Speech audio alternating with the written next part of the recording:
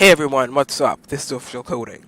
We're playing Starmade again, and we're starting a new series today. It's the logic tutorial series. So today we're building a fully functional, fully safe airlock. If airlocks can really be safe. Anyways, so I've gone ahead and done a few things.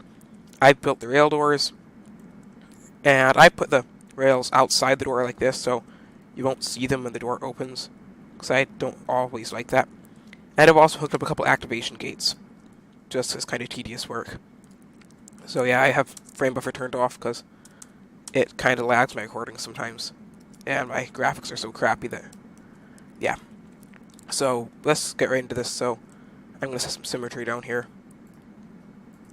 And I'm going to basically put buttons. Oops. There. Basically put buttons right here, here, and I need an OR. So what this will do is make it so if you push either button, it will activate the door.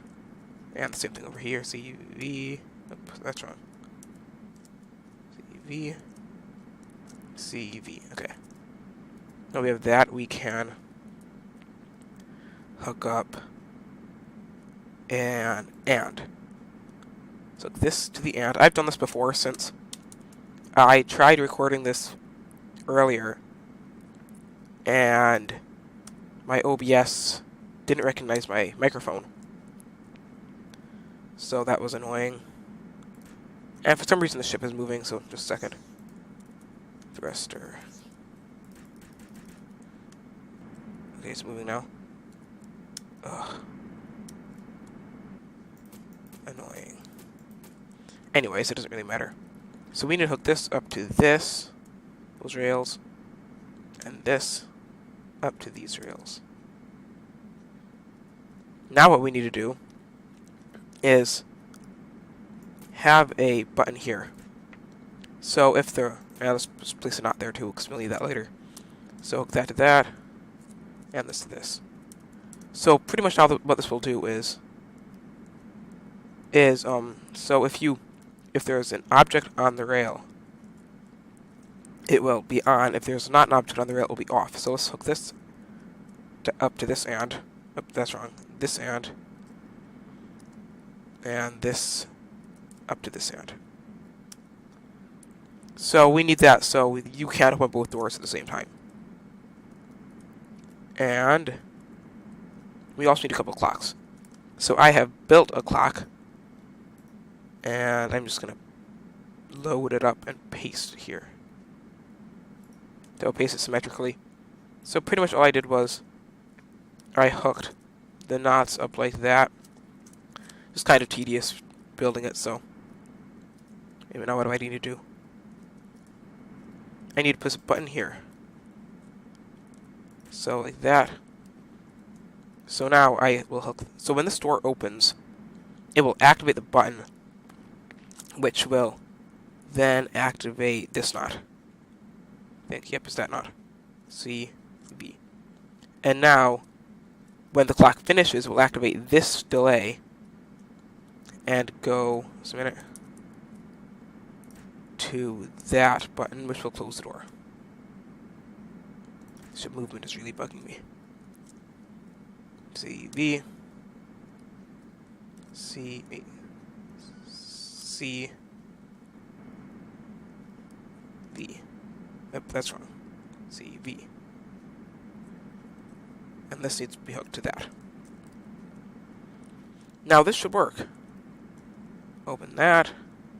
Can't open that door.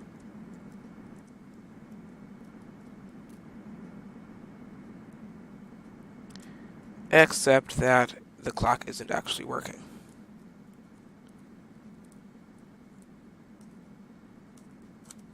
Let's see what's wrong. So I'd actually activate that button. And the door isn't even closing. That is hooked up correct? Oh, of course. I need to hook this button up to this, and this button up to these rails, so it will actually work. Let's try that now. I activate the clock, and the door closes. Let's try that again.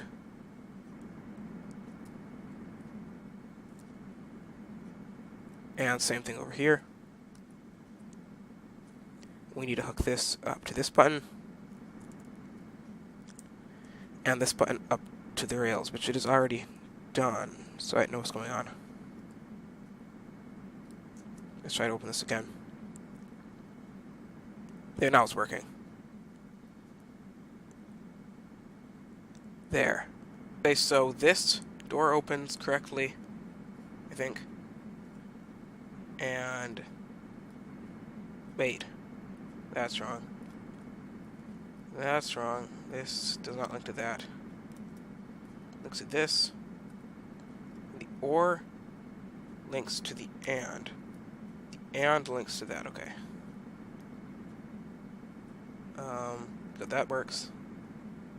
There's some wiring bugs, wiring problems they've had. So after I confirm that both these work correctly, oops, that's wrong.